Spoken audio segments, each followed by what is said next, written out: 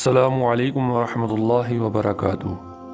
معزز ناظرین، آج ہم اس سال 2024 میں حج کی تقریب کے دوران امام کعبہ کے خطبے کا اردو ترجمہ شیئر کرنے کا اعزاز حاصل کرنے جا رہے ہیں۔ مکہ میں مسجد الحرام کے مقدس میدان سے دیا گیا خطبہ حج اسلامی کیلنڈر کا ایک اہم لمحہ ہے۔ یہ اتحاد کی دعوت، ایمان کی بنیادی اقدار کی یاد دہانی اور دنیا بھر کے لاکھوں مسلمانوں کے لیے رہنمائی کا ذریعہ ہے۔ امام کعبہ کے الفاظ مومنوں کو اللہ تعالیٰ کے ساتھ اپنے تعلق کو مضبوط کرنے، عالمی بھائی چارے کے احساس کو فروغ دینے اور ہمیں ایک ہمدرد اور انصاف پسند معاشرے کے لیے جدوجہد کرنے کی ترغیب دیتے ہیں۔ جیسے ہی ہم اس خطبہ کو سنتے ہیں، ہمارے دل حکمت سے بھر جاتے ہیں، ہماری روحیں روحانیت سے پروان چڑھتی ہیں اور ہماری زندگیاں حج کی برکتوں سے بدل جاتی ہیں۔ تو آئیے اسلام کے مقدس ترین مقام سے دیے جانے والے عظیم الشان خطبہ کے حکمت بھرے پیغامات کو سنیں، سمجھیں اور اس پر عمل پیرا ہو کر ایک بہتر مسلمان بننے کی کوشش کریں۔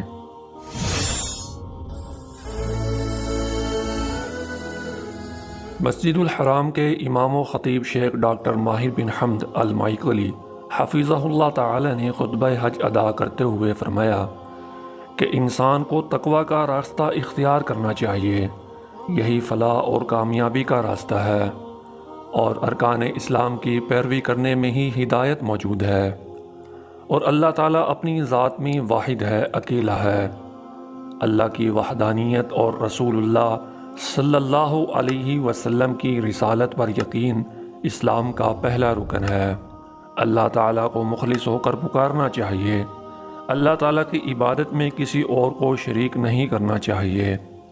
اللہ تعالیٰ نے اپنے رسول صلی اللہ علیہ وسلم کو تمام جہانوں کے لیے رحمت بنا کر مبعوث فرمایا ہے۔ انہوں نے کہا کہ دنیا کی زندگی کہیں تمہیں دھوکے میں مبتلا نہ کر دے۔ جو تقوی کا راستہ اختیار کرے گا، اللہ تعالیٰ اس کی خطاؤں کو معاف کر دے گا اور اس کو وہاں سے رزق عطا کرے گا جہاں سے وہ گمان بھی نہیں کر سکتا۔ اور اسی بات کو اللہ تعالیٰ نے قرآن مجید میں اس طرح ارشاد فرمایا ہے، وَمَن يَتَّقِ اللَّهَ يَجْعَل لَّهُ مَخْرَجًا وَيَرْزُقْهُ مِنْ حَيْثُ لَا يَحْتَسِبُ، کہ جو کوئی بھی ہمارا تقوی اختیار کرتا ہے، ہم اسے ایسی جگہ سے رزق عطا فرماتے ہیں کہ اس کے وہم و گمان میں بھی نہیں ہوتا۔ اور دوسرے مقام پر فرمایا، وَمَن يَتَّقِ اللَّهَ يُكَفِّرْ عَنْهُ سَيِّئَاتِهِ، اور جو شخص ہمارا تقوی اختیار کرتا ہے، ہم اس کے گناہوں کو، اس کی خطاؤں کو بھی معاف فرما دیتے ہیں۔ اس لیے ہر انسان کو تقوی اختیار کرنا چاہیے، کیونکہ یہی فلاح و کامیابی کا راستہ ہے۔ شیخ ڈاکٹر ماہر بن حمد نے کہا کہ اللہ تعالیٰ ہر چیز کا مالک و قادر ہے، اور یہ قرآن سیدھا راستہ دکھاتا ہے۔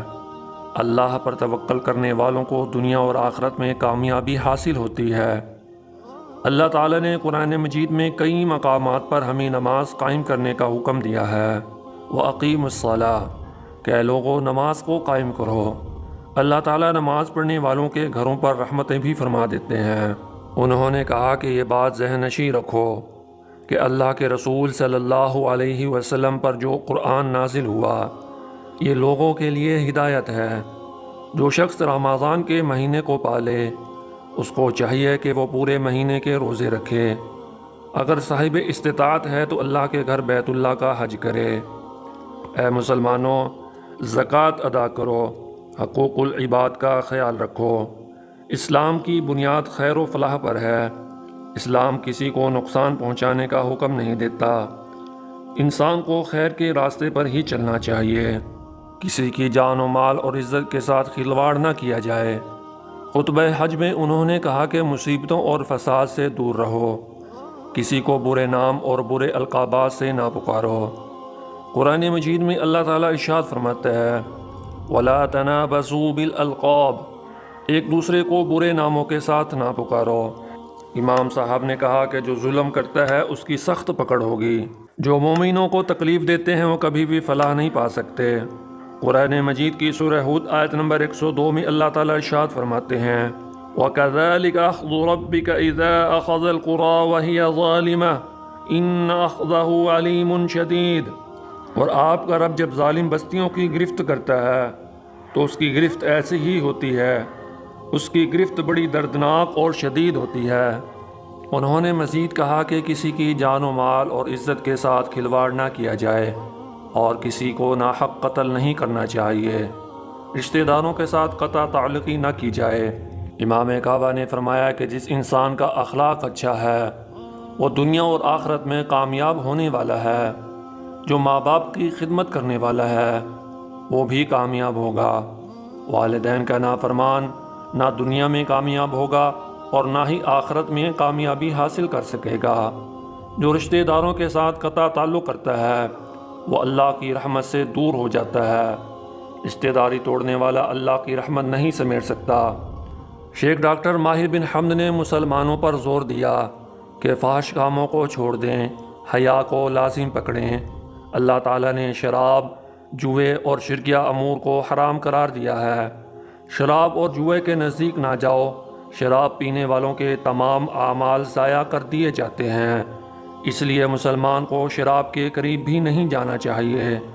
انہوں نے کہا کہ انسان کو ہمیشہ عدل کے ساتھ فیصلے کرنے چاہیے، ظلم و ناانصافی کے راستے کو کبھی بھی اختیار نہیں کرنا چاہیے۔